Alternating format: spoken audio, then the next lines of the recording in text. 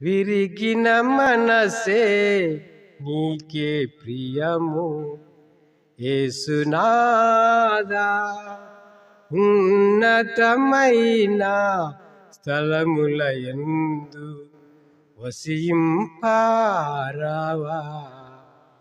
విరిగే నా మనసు, విరిగే నా మనసు, విరిగిన మనసే నీకే ప్రియము యేసునాదా. విరిగిన దానిని కోరదు లోకం, విరుగని చోని దృష్టిలో శూన్యం. లోకంలో విరిచిన దాన్ని ఏది కోరుకోదు. విరవబడితేనే అది ఒక ప్రయోజనకరమైనదా ఉంటుంది. ఒక పెద్ద కడ్డీ తీసుకొని, ఐరన్ కడ్డీ, దాన్ని అట్నే స్లాబ్ మీద పెట్టరు, దాన్ని వంచేస్తారు. ఉంచి దాన్ని ఆకారం కడితేనే అది ఒక షేప్ లేక వస్తుంది.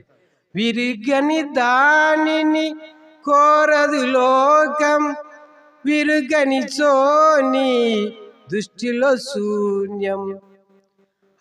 యాకోబును విరిచిన దేవా, యాకోబును విరిచిన దేవా, ఇశ్రాయేలుగా మలచుము నన్నీ ధరలు, ఈ ధరలు. ప్రభు ఇశ్రాయేలుగా మార్చడానికి కారణం ఏంటంటే యాకోబును అక్కడ విడిచేసిన. విరిగిన మనసే నీకే ప్రియము యేసునాదా.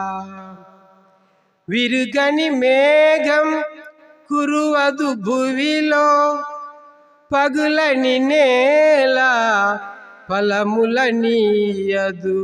మేఘం విరవకపోతే, మేఘంలాగా అట్టే ఉంటే వర్షంగా పడదు.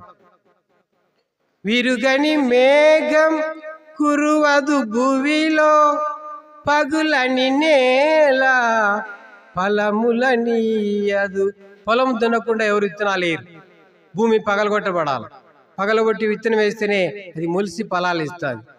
సో పగలని నేల ఫలములనీయదు.